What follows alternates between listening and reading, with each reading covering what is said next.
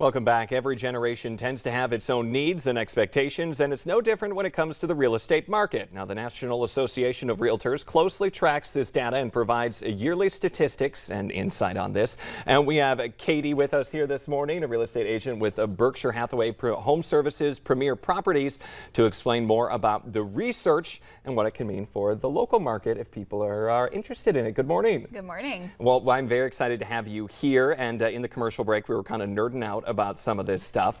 And so can you just explain which generation you're currently seeing the most active in terms of people looking to buy a home? Yeah, so for the last few years, the trend has been that we're seeing the majority of the market being taken over by millennials.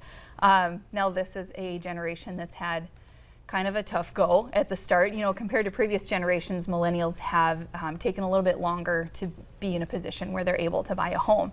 But now that most of them are, particularly those older millennials, so like 32 to 41, they're coming out in droves. This is a generation that really wants to own a home, and they're buying them. Millennials are also buying the largest square footage homes. You know, most of them have young families and growing families that they need to accommodate. So we're seeing them buy the largest homes on the market. Another generation that we're seeing a lot of activity from is Gen X. So that's going to be like 42 to 56 or so. They are the highest earning generation on the survey, so they are buying the most expensive homes. We are also seeing Gen X buying the most multi-generational housing. So that kind of shows us that they are caring for aging parents, have adult children who are maybe still at home or coming back home, and they're looking for places where everyone can have their own space. Yeah, I think people still are maybe a little confused. Millennials doesn't mean college students anymore. Correct. They've aged out of that. Correct. Yes. Yeah, that's for sure. Yeah, and so how has technology also changed the buyer and seller behavior throughout the recent years? Yeah, so I mean, technology, just like everywhere else in our world, it affects the real estate market hugely. It's changed the real estate market in a huge way.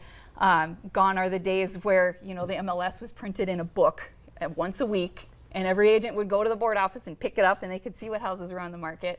Now we search homes, you know, public and agents alike, from the comfort of our own home online.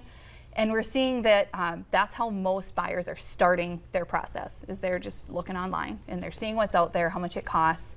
And then once they get a little more serious about their search, or they're seeing houses that they want to see in person, they're then reaching out to real estate agents. And actually on that NAR study, 87% of buyers across all generations said that their real estate agent was their primary source of information throughout the whole process. So same with sellers. 90% of homes nationwide are sold with an agent, listed with an agent on the MLS. So we're seeing that technology is a great tool, but it doesn't necessarily replace the local knowledge and expertise and the service that you're going to get face-to-face with a local agent. That someone like you can provide. So if someone wants to get in touch with you and learn more about just anything in the real estate market, where can they get a hold of you at? You can call or text me. My number is 701-870-6385, or my email address is Katie, K-A-T-I-E, at bhhspreproperties.com. Okay, all that information up on your screen right now. Take a good look, write that down. Of course, we'll have this segment posted for North Dakota Today when it's done. Well, all right, thank you so much for coming in. Very interesting stuff on the survey. Yeah, it's very interesting to read. Yeah, I'm loving that. Okay, well, coming up here on today's show, we are going to be talking about an international potluck and what's on the menu. Stick around.